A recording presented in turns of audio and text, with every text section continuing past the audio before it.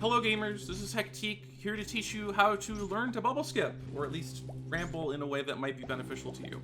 I'm going to be mostly going over jump rope in this bubble skip. I'm going to be going over how to align the bubble, how to understand your bubble height, how to adjust your bubble height, and then how to do the ending, either a safe way that wastes a rope, or the jump that we do at the end in no percent categories. I'll get through it as best I can. Probably going to make some mistakes. You'll have to sit through them because I don't really want to edit this down too much. Anyway, to begin with, aligning bubbles is the first thing that you're going to have to do to learn how to bubble skip. And I'm going to give you some guidelines on how to start learning that, but this is something that you just need to practice. You're going to need to get a vibe on it. It's very vibe oriented. But first things first, I would recommend, just like this training mod, which there's a link in the description to the Spelunky FYI page. If you want to use this mod, feel free to do so. It's a very helpful tool. Just like this mod does, I would recommend using a quote-unquote safety rope, which is just a rope up here that you can stand on while you wait for bubbles that are in the correct location to rise up and allow you to jump on them safely. So obviously when you're using a safety rope, you can just decide to jump on a bubble. When you're aligning bubbles, you want to be very careful of several bubbles in the same position. An isolated bubble is great because you can stall it for a very long time, like this one. I can just keep jumping and keep jumping and keep jumping, and it's great. But then when this bubble comes along, uh-oh, my stall got ruined. Everything is terrible. I'm really sad about it.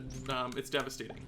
So when you're looking for bubbles to stall, you want to find solitary isolated bubbles like that one. Of course, the spark ball got in my way, but you can see that I would have been able to stall that bubble for quite a long time. Now, before we start aligning the bubbles, you also, alternatively, if you don't want to use a safety rope, maybe you just have already used a lot of ropes in your runs, or maybe you're aspiring to do no percent sunken city, then what you'll want to do is when you jump over from the bubbles on the side to a viable bubble with Tiamat, I'll go ahead and just do it as an example.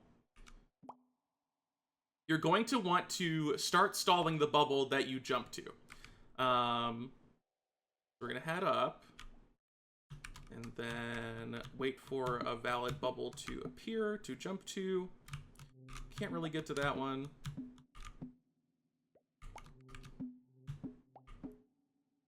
So here, I'm going to jump to this, and then I'm going to be stalling it. And keep stalling a bubble. And then once I see a bubble in the correct column, I'll stop stalling at the position of the bubble. And then, once I'm up here, then I start aligning the bubble. Obviously, in this case, I got a little unlucky because I got several in the same column. But that would be how you do a safe bubble align without the safety rope. You would use the bubble that you jump to stall and wait for a nice and valid bubble for you. And there you go, there's a bubble skip. So, those are the two ways that you can prep to align a bubble. Now let's talk about the bubble aligning itself. In general, there are two ways of doing it. The very basic way is just having a strict static lineup, just finding one spot where you know where to put the bubble and you use that exact spot to be able to time it exactly the same way. The basic idea behind timing the bubble alignment is that as you are jumping repeatedly and stalling it in place, you want to land on the bubble at a certain timing relative to the laser cycle. So as an example, probably the easiest bubble alignment that you can do is this, which is the fourth column. So if you land on a bubble right about here, preferably not like 5 in a small space, preferably a solitary bubble. Yeah, eventually I'll get one. If you land on a bubble, if you land on a bubble at around this height, the idea is that you want to land on the bubble right around when the lasers turn off. I'm a little bit low, so I'm gonna try and adjust it up a little bit by jumping slowly. And now we're about at the right height, and so the goal is to land right as the lasers turn off, and that'll get you in about the right place. I landed a little bit early there, but you get the idea. Right around the fourth column is a nice static lineup because that's approximately the height where the laser turns off, and that is the correct timing. So, like I said though, that's just a guideline. You need to actually do the bubble skip to get a vibe for it. It's not going to be easy to just watch this and then immediately translate it into success. So as you can see, I was a little low there. So when I landed directly with a laser, my bubble was still a little bit low overall. That'll be factored into later. But yeah, that's obviously just a simple static lineup that you can use to begin your bubble skipping adventures, and it will absolutely allow you to get whatever clear that you want. However, I would personally recommend not just doing that. You can, of course, also do what I call a dynamic lineup. And the simple idea behind a dynamic lineup is that if you understand relatively how much lower or higher the bubble is than your normal reference point, you can still stall the bubble at that point and just interpolate like when your jump should land. So if your bubble is lower, your jump should land earlier. So in reference to this column, we established that when you're landing on a bubble here, it should be at about the time the laser turns off. Well, if you're lower, then you want to land earlier, which means you want to land before the laser turns off. And if you're higher, then you want to land later, being after the laser turns off. So let's see if we can get an example of a lower one where I'll land deliberately earlier than the laser cycle turning off. I unfortunately do need a bubble. Eventually I'll get one. So we're pretty low here.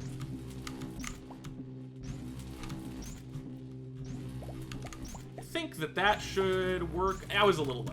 I was a little low. I'm a little rusty, so you'll have to forgive me. But the idea behind dynamic bubble skipping is that you want to understand how far your bubble is from your typical reference point. In this case, obviously, we're talking about the fourth column. And then use that to sort of vaguely understand when that your jump needs to land relative to the laser cycle. So let's try again. This is very low. So I'm gonna land like right at the start of it. And that got me into the bubble skipping. So obviously I would not recommend going that low. You certainly can. It's still good to go vaguely close to your reference point. But, you know, if you're good enough at dynamic bubble skipping, you can sort of interpolate the jump timing, like I mentioned, based upon the height. Let me do one more example. Let me try and do one from a higher point.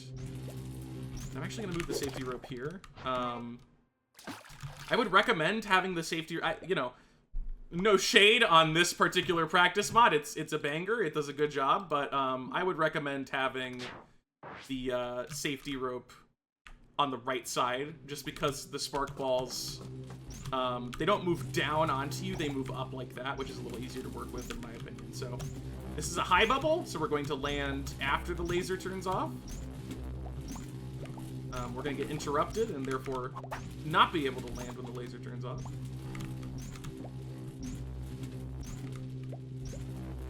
So as you can see, I landed after the disabled laser and still was able to make my way in because we were relatively higher.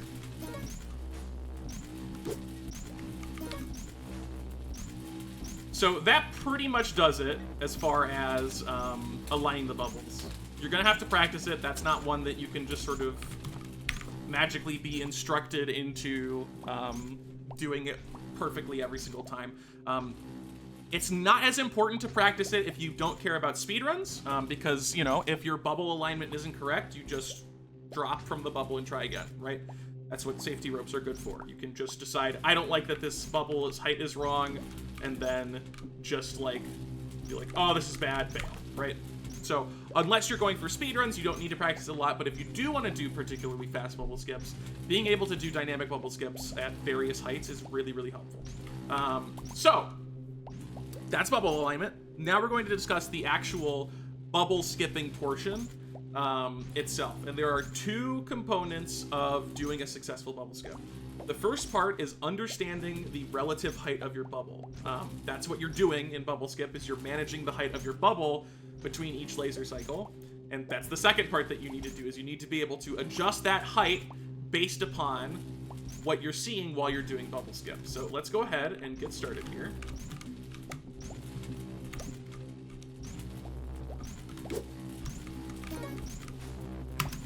So this moment right here is the moment that I use when I am checking my bubble's height.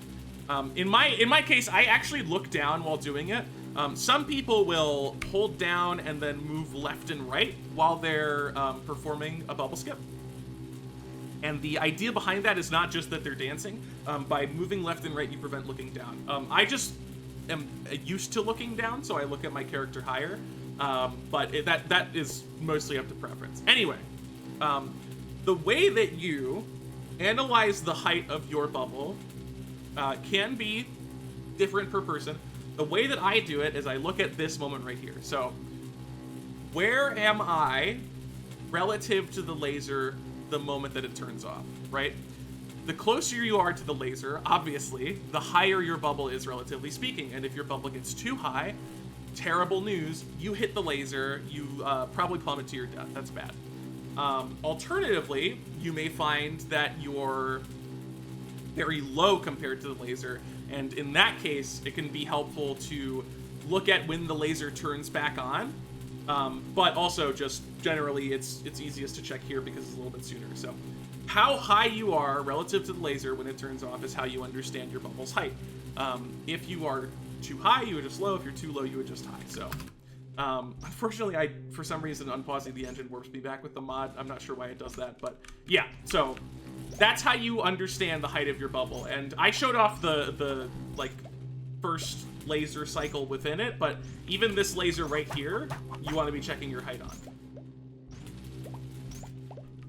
So let's get in again. And I'll try and like express what I'm thinking as I'm doing the bubble skip. That's a little low. And I missed. I missed! That's what I get for talking. But I'm still gonna, because I need to express my thoughts. To express information to the viewer.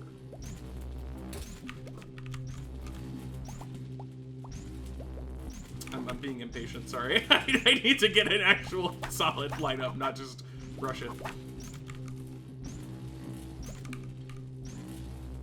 It's low, it even popped. And that's why safety ropes are good, because you can just identify this bubble is not good and then just drop straight to the rope and not immediately lose your run. Alright, that should be good. A little low. That actually moved it lower, so we're gonna adjust high. A little higher. Now we're in a good spot. I'm gonna try and keep it in that spot. And there we go. Bubble skip complete. So I started low there, and then I made an active effort to adjust higher. I actually kind of messed up the first adjustment, but you have a little bit of wiggle room as long as your bubble is not like really misaligned right at the start. It's another reason why practicing the alignment is good, because the better your initial alignment is, the less you'll get punished if you mess up the first adjustment. So, one more time.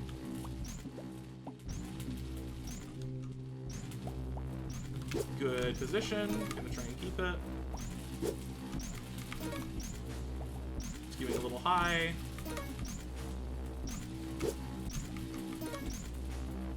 Here we go. So that time I started out strong. I started adjusting a little higher than I wanted to, and then I adjusted when I was doing my jump to accommodate that. And that's the next part of bubble skip that I'm gonna teach you about, which is the actual throwing of the rope and jumping, or in the case of double rope, throwing 2 ropes. So the way that bubble adjustments work is basically the amount of time between the first rope landing and either the second rope or the player landing on the bubble. That is how we adjust the height of the bubble in bubble skip. So if you want to adjust your bubble higher, you want there to be a smaller period of time between those two things. So as an example, I'm going to do a double rope here just to show it off.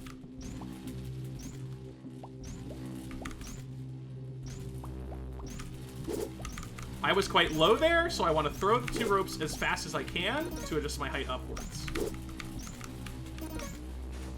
And now that I'm in a good spot, I throw them a little bit slower so that my height doesn't adjust up as much. It's a little more easy to see that with double rope, which is why I did it there.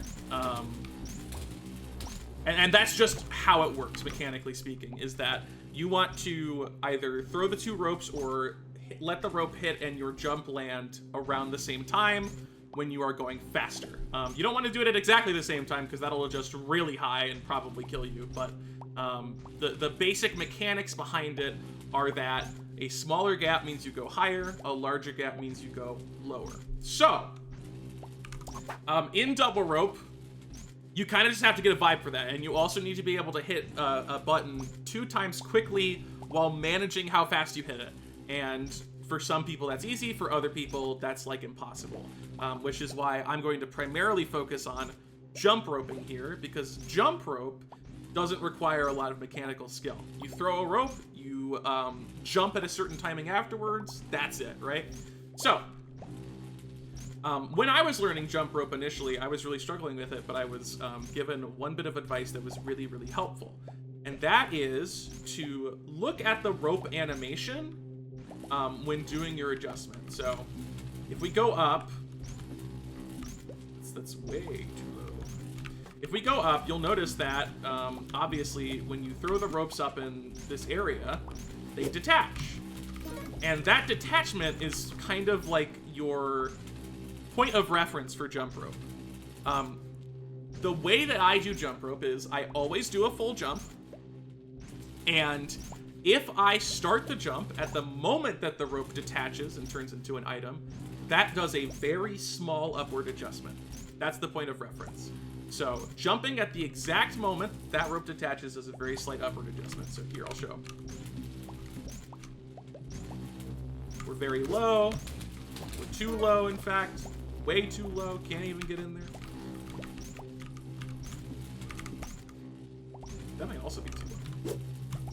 Yeah, just barely. Obviously, I'm trying to get a low bubble so I can show off the slight height adjustment every single time.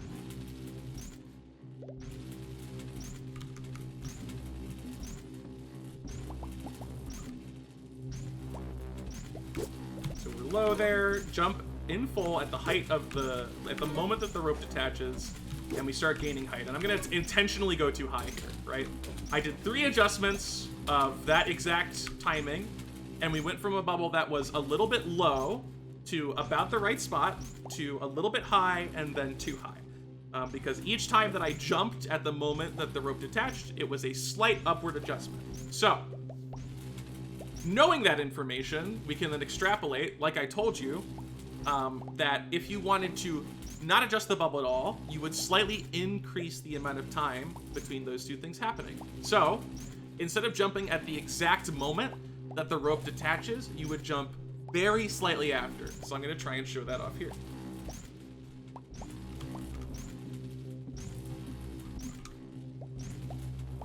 Okay, that's a little too low.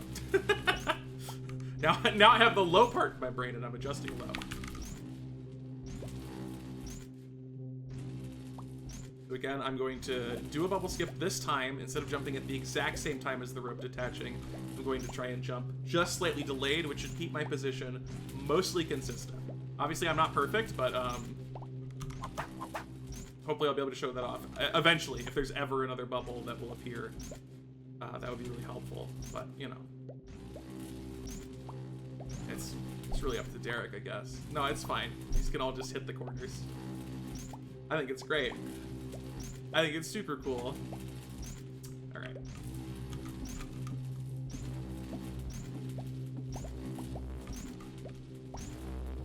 Too high! Oh my god. Truly, my life is the most difficult of them all. I'm gonna go ahead and do a warp here, just to save some time.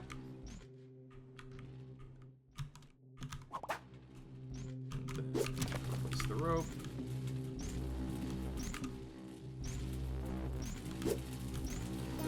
Jumping slightly after the rope detaches.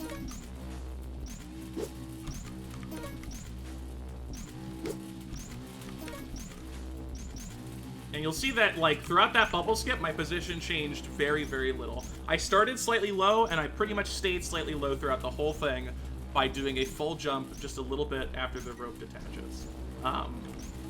So then, of course, the last example then that we can go through here is, let's say that your bubble is too high. Well, in that case,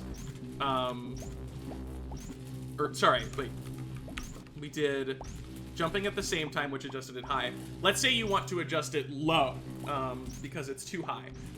Then you will increase that delay even slightly further. So you don't want to jump right after the rope comes up, but just a little bit more than you would otherwise do. So I'll try and do that here. See if I can get a bubble that's too high.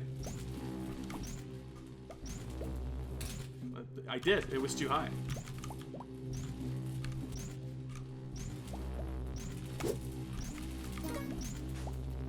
That's low.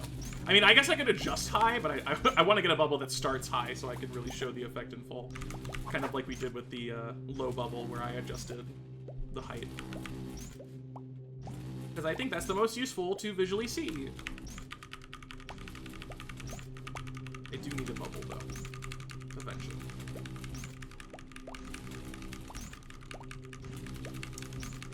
Oh, Derek. You are making it hard to teach people how to do a funny skip. Oh my god, a bubble. Wow.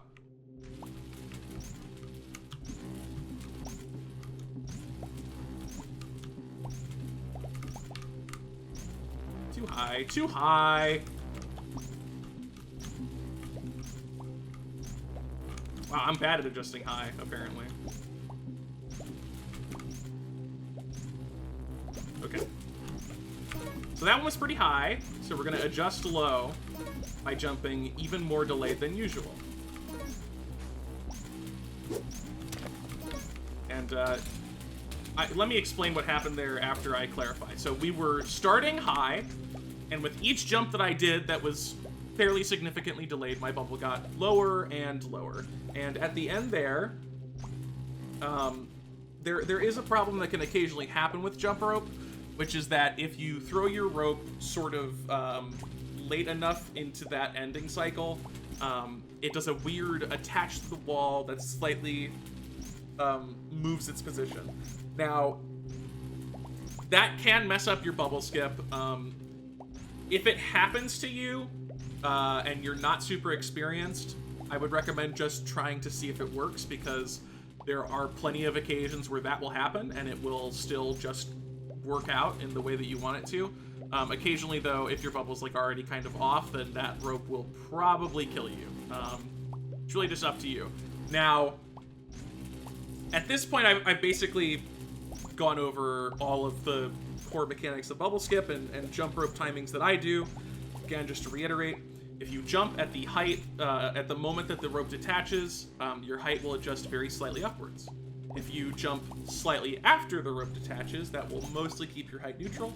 And if you jump with a little bit more delay than that, that will adjust your bubble downward. So that's how your height adjustment works. And of course, you would do that by identifying the height of your bubble relative to the laser. So let me see if I can communicate all this information in one full bubble skip, just to really bring it home here.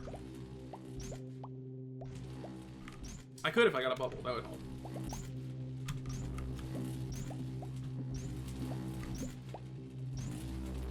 Bubble's low. Too low, in fact. Let's do it again. It's too high. Oh my god, now I've got way too many bubbles. That bubble's low. Too low, in fact. Oh god, I need to work on my alignments, apparently.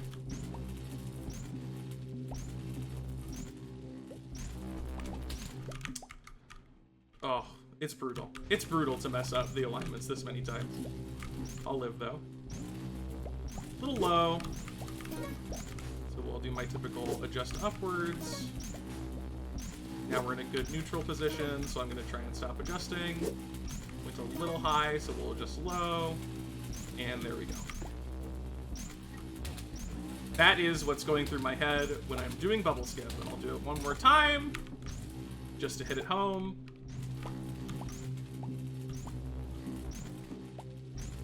You can't have two bubbles. That's a sin. You will die if you do that. We're low. So we're gonna adjust high a lot here.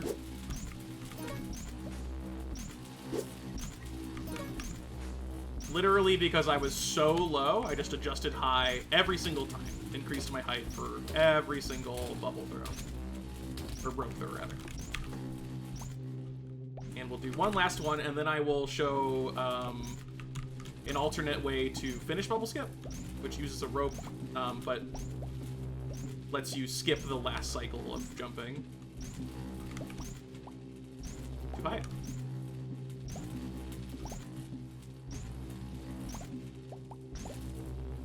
A little low. Good height. Let's do neutrals if we can. Still good. We adjusted a little bit low by accident there, but no big deal. When you start from a good neutral position, if you adjust a little low or high, you'll still be just neutral. There is some leniency to bubble skip. So, I have been doing a bubble skip where I jump to reach the laser at the top, and that's just timing. You can look at when I jump and try and time your jump similar to mine. You can, I believe, land that jump from even the lowest bubble heights. It's just a little tricky to do. If you don't feel confident going for that jump, there is an alternative, which is to throw a rope at the end and use it to climb up. Now, the rope itself requires a bit of timing, and I don't do it too much myself, so I'm not a good resource on when to exactly time that rope. Maybe somebody can post a comment about it. But I will show it off here with a bubble that is correctly aligned, of course, not one that's too low. Okay, so I kept announcing my heights and stuff like I was doing before. I'm gonna not do that because it made me forget to place the rope while doing the bubble skip 3 consecutive times. So I'm gonna do a silent one here so that I don't get too caught up in announcing my thoughts and just do the rope correctly.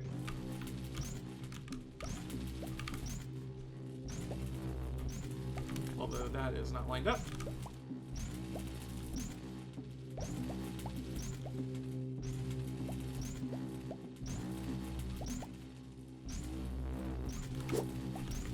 Right.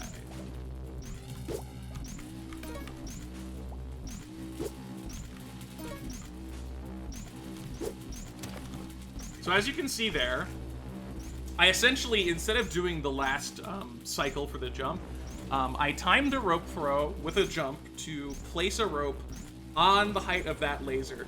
And the reason why that position is really good for the rope to be at is because this top laser doesn't destroy it. The laser has to make contact with one of the rope segments, not the rope hook. So that bottom laser will burn it, but because that laser is off at the time, the rope is just fine. If your rope is too high, that's bad, because then the top laser immediately burns it and it's gone. You basically don't get the rope whatsoever. If the rope is too low, like right there, that is okay, but you need to throw a second rope. So it's better to throw the rope a little bit low and or early than it is to throw it too high or late. So if you're gonna go for that, which I don't totally recommend, honestly, it's fine if you want to, but I don't think it necessarily helps you get better at bubble skip. Make sure that you bias yourself towards early rather than late, but of course, in the best case scenario, you want to make sure that you always landed in that one spot, because that makes it so you only spend one rope, and it is safe. So that is pretty much all there is to bubble skip that I can really easily share in a video. Hopefully it's helpful for people. Yeah, and at the end of the day, some people will learn bubble skip very quickly. Some people will find it a big struggle to be able to figure it out. Practice makes perfect with this strat. It is one of the most vibe-heavy strats in the series, kind of like floor strats as well. There's a lot of vibes that sort of go into doing floor strats successfully. You just need to practice, and eventually you'll find that you're getting better and more consistent at it. And that's really all there is to it. So if you want to get your low percent sunken city clear now, go ahead, go do it. Learn your bubble skips, get to sunken without any items, have fun. Bye!